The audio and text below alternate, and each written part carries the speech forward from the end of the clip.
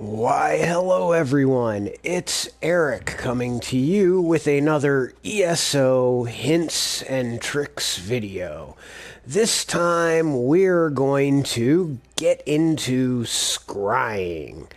So the first thing you'll have to do is have access to the antiquities system and have the skill line scrying and of course excavation, but we'll deal with that in another video. If you don't have access to the scrying skill line, then you just need to make your way over here to Western Skyrim. When you're in Western Skyrim, drop by good old Solitude, and then make your way over here to the Antiquarian Circle. Inside you will find Verita, and she will give you the tutorial on scrying, and she's got a little helper underneath that'll give you a tutorial on excavating. When you're done with that quick tutorial, honestly, maybe it's a 5 to 10 minute ordeal, no sweat off your back. You now have access to the scrying and antiquity system. What does that mean? How do you deal with it? What do you do with it? Well, you go to your menu, you go to journal, and you, just underneath quests, will see antiquities. This is where you find your scryable leads.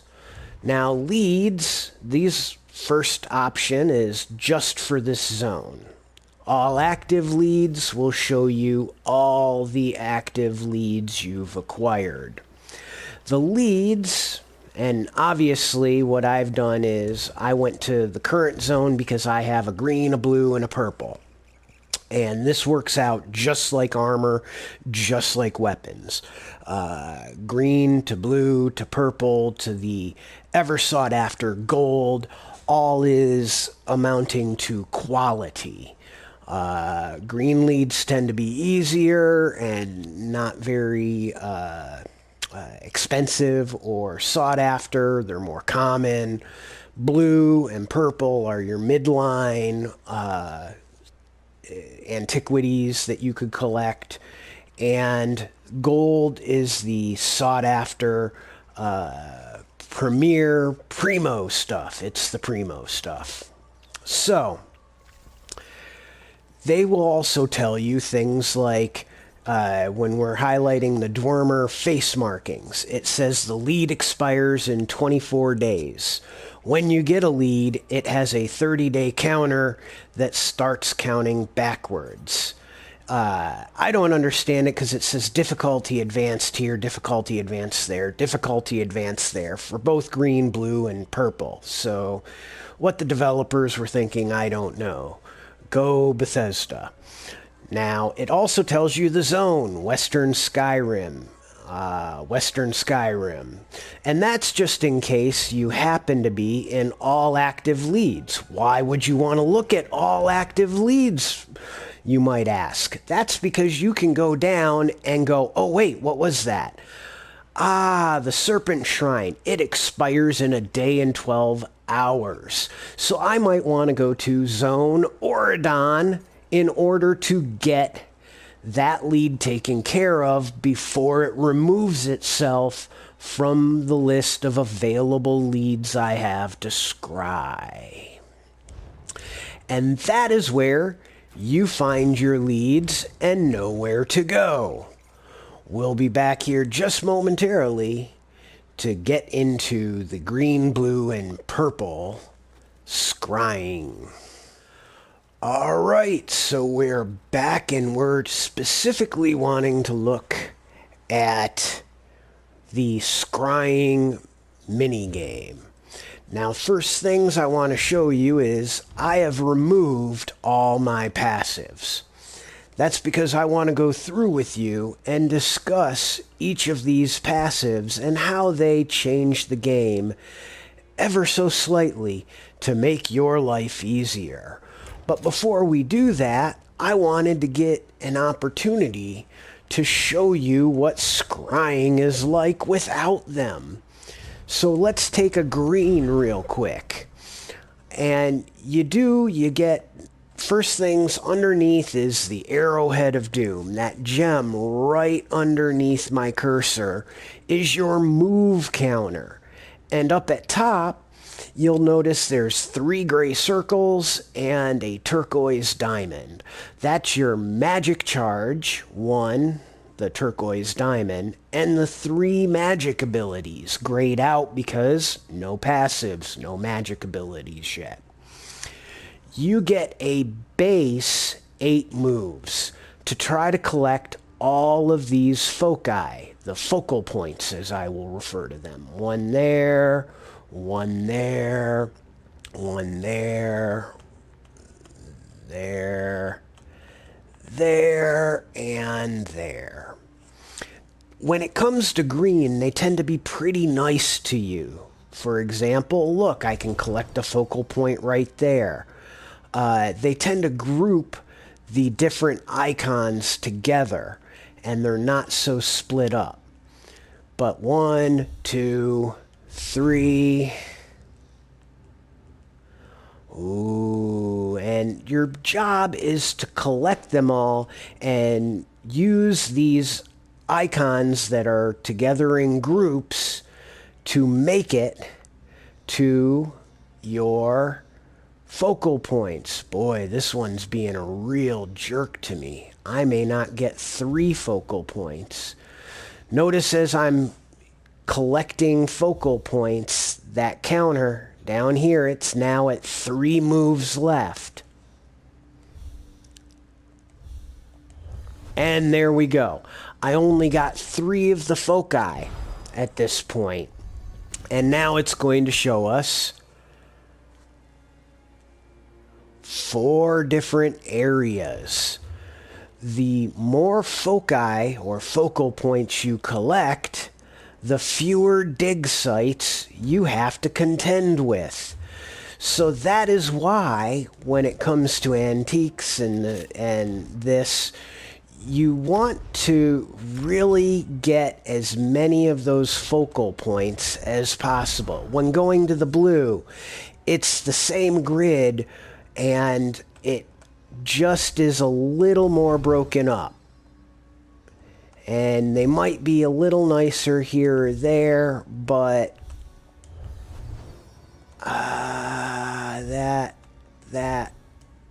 I could only get 2 on this round using my 8 moves. It just, and there you go, 4, 5. It's giving me on blue, with only those 2, I've got 5 dig sites to contend with. So let's get back here, abandon, and current zone. We'll just take a look at the crown. We'll see what we can get to here. 1, 2, we'll do 3, haha, 4, 5, 6, 7. I got lucky. This time I was able to get 3, and again, boom, now it's giving me 1, 2, 3, 4. There's my 4 dig sites. No reason to go in and show you. I showed you the last couple times. I'm not here to bore you. I'm here to help you. So that is why we talk about the skills and the passives under Scrying. Now, we have Scryer's Patience, adds additional turns of scrying. Put 2 points into that. And I don't want to hear you whine about points, okay? You've got over 300 skill points to put into your character. You can do it. It's perfectly fine. It won't affect your final build. Honestly, people. Don't whine about points. If you're going to do any antiquitying, then put the appropriate points in just to make your life easier. Coalescence is one of the magics. We'll deal with that in a minute. Future focus. It additional magic charge, so we'll deal with that also in a minute. Dilation is one of the magic that you can use in order to make your life easier, and Farsight's the third magic that you can use when it comes to scrying to make your life easier. Last but not least, preemptive power. Start each scrying attempt with an additional row of facets already claimed, meaning instead of just that one at the bottom, you have that one at the bottom and the 3 above it. We will see what that's like here in a minute. I just want to get us a Farsight, a Dilation, and a Coalescence. So we're going to take a short break, and then we will be back to deal with scrying using those magics. Okay, everyone, we're back, and we're going to be discussing scrying with some of those passives bought. So go to your journal, go to your antiquities, scryable. We will pick the first one right off the bat and just make our lives easier. First thing you'll notice is the preemptive power. It's not just this bottom right there. I have this row of facets claimed. And you will also notice at the top that the 3 passives now take up space where those gray dots were. And we have, of course, the turquoise diamond, which is our magic charge. My favorite is to use Coalescence, which turns all of the facets and the that are within the outline to whatever the center is. If that snowflake, all of those become a snowflake now. The asterisk there, all of those become an asterisk.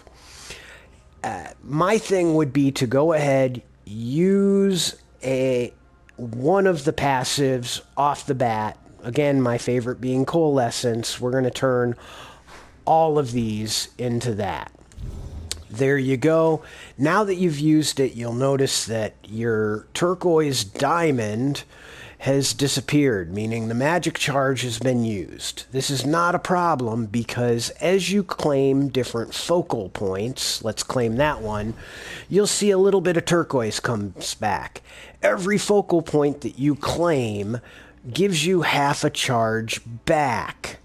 So let's go ahead, 2, 3, and claim that. Now we have another charge to use towards one of these passives that we have. I'm not a real fan of, let's call it dilation.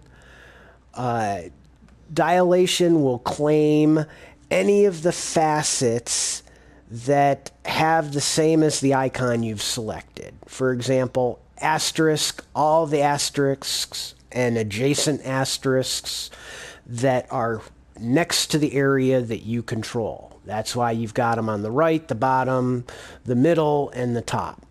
There's only 3 of those. There's snowflakes, any snowflakes that touch the area you control. You've also got, we'll call this Farsight, where Farsight, you can pick a spot and go out in a line away from that spot. With just 1 point in passive, you get 4. So there we have it. And keep in mind, all this down here, down there, is you're working against the move counter. So, luckily, we bought extra moves. But we're still down to 3, 2, and 1. There's no way I can get to that one. I can get to this one. and that would complete, and this is just the green. Looking at that, again, let's take a look at antiquities, scryable, current zone. Let's do a purple just for an example. Again, we only have one magic charge. We have access to our first level of the 3 passives, dilation, coalescence, farsight, and we still have our preemptive. And we will try to... I didn't want to do that. I messed up because I like using that so that we can get a charge back. There we are. And again, you're just playing a connect the dots. Oh, good. Oh, good. Let's do this that way. No, not that. I guess we'll do it down here and collect that. We'll move our way this way. One more. We now have 2 moves to try to make it up here. We could use that. That would do 1. Now we've got it. So even though we weren't able to make it on the green lead, the purple lead, we could collect all facets, all the focal points. And that narrows it down, since I didn't mention it earlier, that narrows it down to just 1 dig site. No searching around and finding little insignificant treasures and having to go to another dig site to find the one you're looking for. 1 dig site, that's all you got to do. So we will abandon that, and we want to go in, and let's take a look now that we've seen all of these passives at work. Future Focus, which gives you additional magic, and we will get the second of each of the passives. Again, no whining, no crying in the game. You can afford it with over 300 skill points throughout the entire game to be able to put into your character. There's no reason that if you're going to do this at all, you can't sink the points in to make your life easier. How easier, you might say? We will show you here in just a moment. All right, everyone, we're here and we're in Hrothgar, because Hrothgar is the only place that I have a golden lead for. Malakath's brutal might loop. So, I've not gone back and undone my passives to show you what a pain in the ass it is to try to get all of the focal points for a golden lead. We've kept it with full passives bought. And this is your game board here, people. And it certainly is pretty much just like everything else. You just need to use your passives, make your life easier by making things one big line to collect. There we go. Now we've got 1 focal point. We'll collect that one. We're back up to 2 magic charges up here. We can... Let's use that. And... Ooh. Yep. Let's see. That.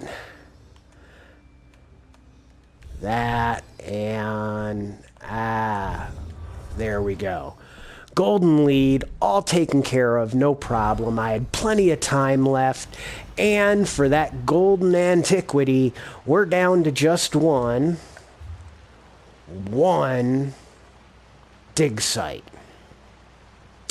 So that is scrying. Scrying in a nutshell. Scrying, describing what the various magics do and how to use them to your best advantage. I hope that this guide has helped you, and I hope you certainly went ahead and had the testicular fortitude to put those points into play. It takes some time to grind your scrying skill line up to get 2 of 2 passives bought, but it is so worth it. Whenever you have the ability to sit there and buy the next passive, do it. Then just scry and collect antiquities. Well, I guess I could say scry and excavate, but whatever. You know what I'm talking about. But go through it, buy them as they become available, make your life easier, do what you can to connect the dots, and thank you very much. Till next time, this is Eric saying, happy hunting. Go get 'em, Tiger.